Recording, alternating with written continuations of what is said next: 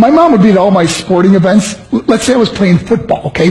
My mother would be on the sidelines, and if the play on the field started going one way, my mother would run along like, Mike, get up, get up! I'd be like, oh my gosh.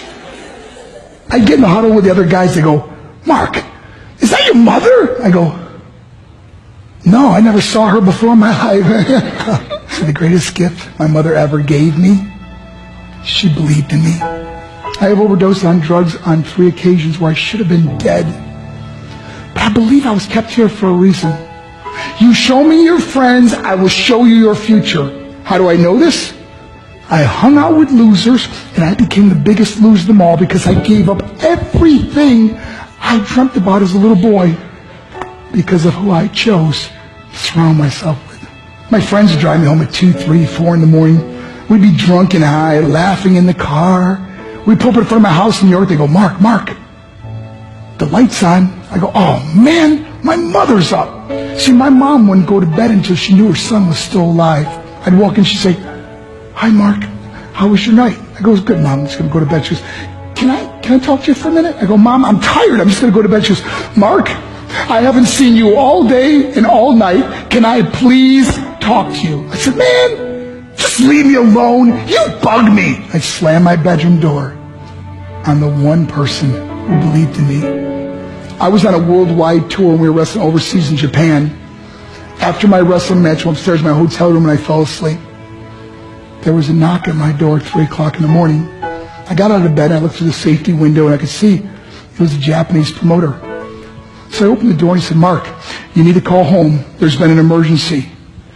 I went and got on the hotel room phone. I called back to the United States and said, hey, what's going on? I said, Mark, I don't know how to tell you this. I said, just tell me what happened. All of a sudden I started crying. They go, Mark, I can't tell you. I said, just say it. I said, Mark, your mother died. I just threw the phone down. I ran out of my hotel room. I took the elevator to the lobby, and when the doors opened up, I just ran out into the street. I mean, there was no cars, there was no people. It was 3 o'clock in the morning. And I walked down the middle of a street in Hiroshima, Japan, and I remember looking up and just saying, Mom, I am so sorry. I flew home for her funeral, and I was so nervous to walk up to her casket, so I just stood way in the back. And I kept looking from a distance. I kept thinking to myself, Mom, please wake up. Please get up. And then I finally got the nerve to walk up to her. And as I got closer, I could see my mom for the first time. I mean, she was so beautiful. She was dressed in white. I mean, she looked like an angel. And I just stood over her and I said, Mom, you are my hero. Everything I am, everything I hope to be was because of you. You loved me so much. You gave me a life. You're the only one that ever believed in me. How did I repay her? By getting drunk? By getting high? By getting stupid? By hanging out with losers? For what? All she ever wanted to do was talk to me. I wish I could talk to you now, Mom. I wish you could see what I'm doing. Why couldn't I have been a better son? We are defined by our choices. But if you surround yourself with people involved in drugs and alcohol and pills, it's a dead end. I'm not here to preach to you. I'm here to tell you I lived that life. It leads to broken hearts, broken relationships, broken dreams, and death. For what? To get high?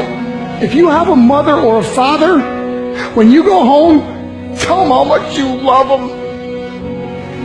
See, my whole life was about being rich and famous. I had to be a millionaire. I had to win the race. I had to win the race at the expense of my marriage, my family, my friends. For what?